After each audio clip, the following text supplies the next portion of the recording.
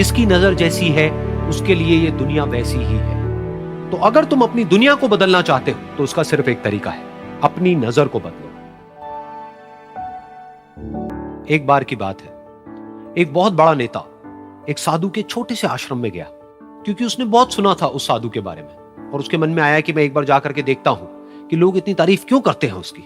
तो जब वो उस आश्रम में गया तो वहां पर एक छोटा सा कमरा था जहां पर एक कालीन बिछा हुआ था।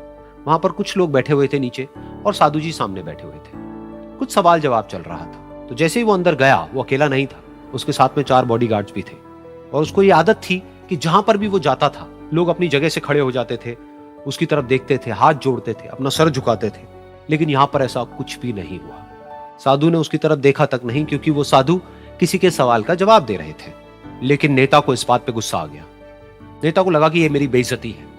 तो उस नेता ने साधु की बात को बीच में ही काटते हुए थोड़ा गुस्से से कहा, मैं आपसे कुछ कहना चाहता हूं। साधु ने उसकी तरफ देखा और बोले, आप थोड़ी देर रुकिए, पहले मैं इनके सवाल का जवाब दे लूं, उसके बाद में मैं आपसे बात करूंगा। तब तक अगर आप चाहें तो आप बैठ सकते हैं। बस साधु का इतना कहने की देर थी। नेता का चेहरा गुस्से से लाल हो गया और फिर उसने अपना सारा गुस्सा उस साधु के ऊपर निकाल दिया। अभी तक वो नेता बहुत ही तमीज से बात कर रहा था, यानी कि आप कह करके बात कर रहा था। अब वो तू तड़ाक पे उतर आया। नेता ने उस साधु को कहा, तुझे पता भी है मैं कौन हूं और तू किससे बात कर रहा है? साधु ने उसकी तरफ देखा और कहा, मुझे इससे कोई फर्क नहीं पड़ता कि आप कौन हैं, लेकिन आप जो कोई भी हैं, अगर आप चाहते हैं कि मैं आपके सवाल का जवाब दूं या आपसे बात करूं तो आपको कुछ देर रुकना होगा। और साधु के ये कहते ही नेता गुस्से से पागल हो गया और वहीं सबके सामने चीखने चिल्लाने लग गया, अब मैं तुझे तेरी असली औकात दिखाऊंगा। तूने मुझसे पंगा लेकर के ठीक नहीं किया है। तुझे पता भी है मैं तेरे बारे में क्या सोचता हूं। साधु ने फिर से उसकी तरफ देखा और बड़े ही प्रेम से कहा कि मुझे इससे कोई फर्क नहीं पड़ता है कि आप मेरे बारे में क्या सोचते हैं। आप जो चाहे वो मेरे बारे में सोच सकते हैं। फिर उस नेता ने बोला कि तू चाहे सुनना चाहता है या नहीं, लेकिन मैं तुझे बताऊंगा यही सबके सामने कि मैं तेरे बारे में क्या सोचता हूं। तू एक बहुत ही घटिया इंसान है। तू कोई साधु नहीं है, तू एक ढोंगी है, पाखंडी है, और यहां पर जितने भी लोग बैठे हैं उन सबको बेवकूफ बना रहा है। तेरा बस एक ही मकसद है कि इन लोगों की जेब में जितना भी पैसा है वो सब तेरे पास में आ जाए। तू अपने फायदे के लिए इन लोगों का इस्तेमाल कर रहा है और अब मैं तुझे नहीं छोड़ने वाला। तेरा पर्दाफाश करके रहूंगा पूरी दुनिया के सामने। लेकिन उसके इतना बोलने के बाद भी उस साधु के चेहरे पर हल्की सी मुस्कान बनी ही रही।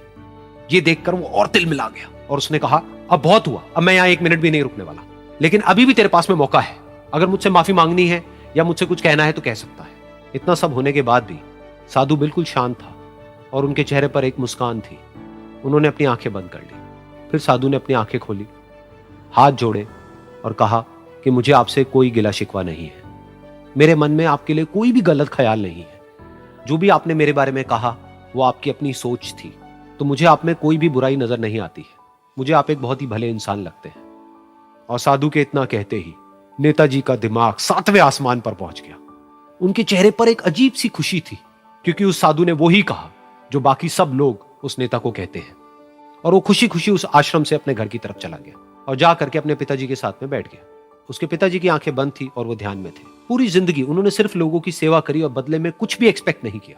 तो थोड़ी देर बाद जब उन्होंने अपनी आंखें खोली और देखा अपने बेटे को अपने साथ बैठे हुए, तो उनके बेटे के चेहरे पर आज एक अजीब सी खुशी थी जो आज से पहले उन्होंने कभी नहीं देखी थी। फिर उसने एक एक करके सब कुछ बताया कि आज क्या हुआ, किस तरह से वो आश्रम गया, वहां पर क्या हुआ, उसने क्या कहा, उन्होंने क्या कहा।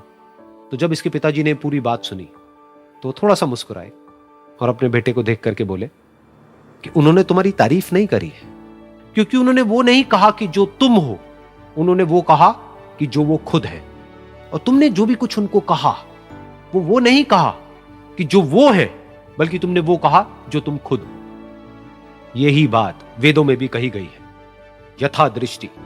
ये दुनिया तुम्हें वैसी नहीं दिखती है जैसी कि ये दुनिया है। ये दुनिया तुम्हें वैसी दिखती है जैसे तुम खुद हो। जिसकी नजर जैसी है उसके लिए ये दुनिया वैसी ही है। तो अगर तुम अपनी दुनिया को बदलना चाहते हो तो उसका सिर्फ एक तरीका है, अपनी नजर को बदलो।